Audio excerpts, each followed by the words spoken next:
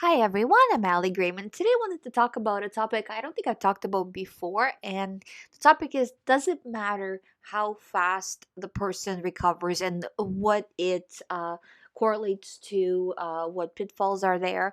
I think maybe I touched a few of these topics at some videos, but not as a whole video. So first of all, does it matter how fast the person recovers? Well, to the person it matters.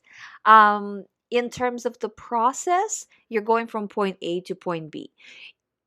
In some cases, you need to recover faster. In some cases, you need to recover slower. So, for example, if a person is in a situation where they're on a time frame where in a few months they're giving birth, in a few months they're moving, there's some sort of a new job coming up, and they need to be well before that happens. um, then they are on a time frame and they need to be moving faster towards that recovery, and they need to be working harder in order to make that deadline. I don't really find that having a deadline for recovery is really, I mean, on one side it is helpful, but on the other it just puts more pressure on the person. So unless they're actually making their daily goals towards, because you could say, okay, I want to be recovered in a month. Well, that's great, but what are you going to do right now to make that happen? So you need to have a plan that will correlate towards to that recovery goal in terms of how hard you need to push every day. Because if you have a plan to recover in a year, you don't need to push that hard. But if you're going to push for a month, then yeah, you need to put all your possible and impossible effort into it, basically. So that's the difference. Generally, I don't find that if a person has a deadline, such as a month or 2 months of recovery, they make that deadline. And this is just to tell you, honestly, you need to be prepared that OCD recovery will take a few months.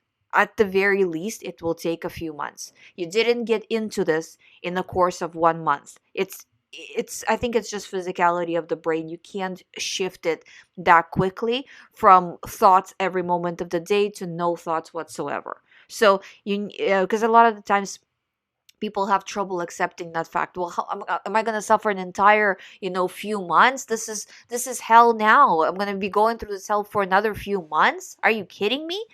And this is just the same idea where if you break an arm or a leg, it's not going to heal quickly, no matter how much you want it to heal quicker. There's still physicality to it. We're fixing a physical process that's taking place in the brain.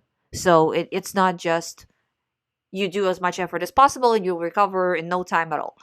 There's still physicality to it. So that's one thing. Now, in terms of when the person recovers really quickly, because OCD has been with people for most of their life, they need to know how to not put themselves in this situation again in the future. Should a new thought come in, should stress come in, how do I handle it? And in some way, I find that if a person recovers really, really quickly, it doesn't retain that experience of recovery, will not retain. So say a year later, they'll be like, I don't even remember how I recovered. What did I do? I don't remember. I just remember I did some work, but exactly what I did, I don't remember, because it was too fast. So there's just something to be said about that. Now, that doesn't mean that the person will revert back, but if you are going with this very, very quick timeline, make sure that you are very focused on how you are getting there. What you are doing, being methodical about it, thinking it through in a way of so it retains in the brain, just in case you get a thought in the future, say a year from now.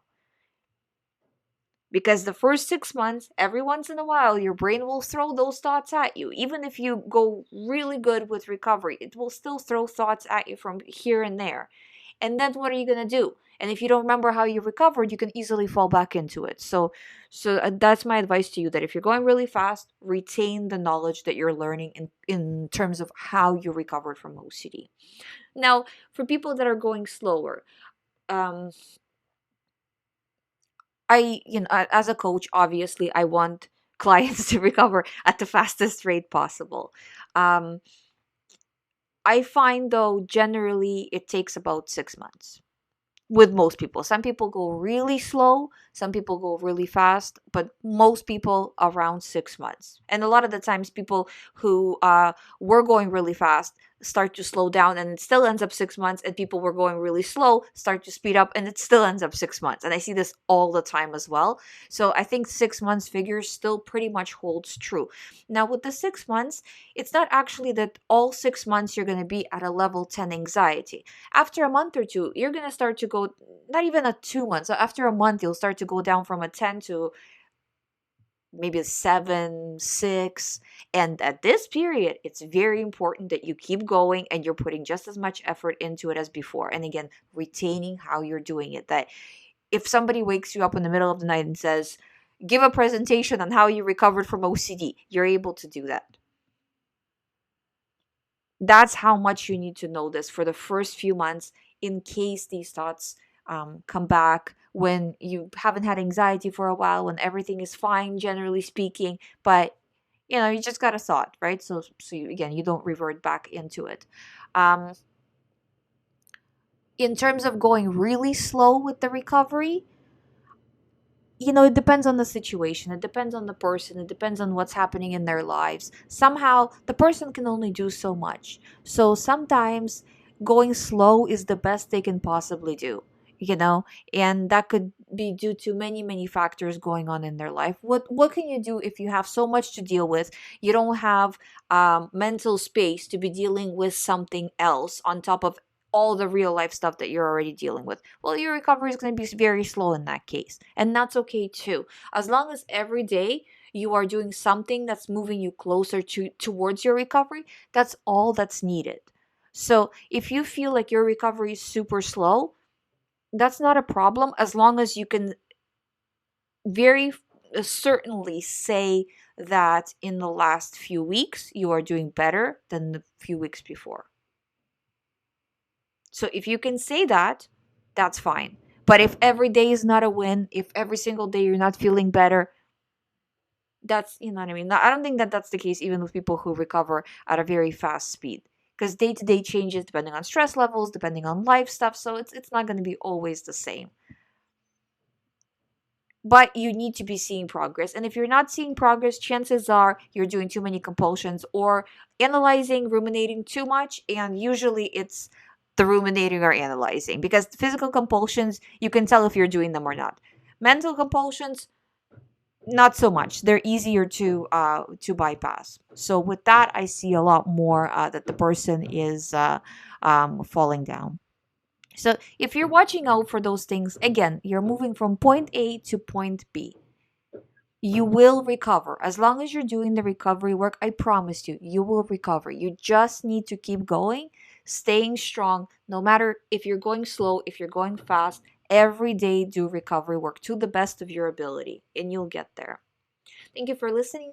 I will see you tomorrow in another video. If you would like to do a recovery program with me, as you know, all the information is on youhaveocd.com. Please subscribe if you haven't. I will see you tomorrow.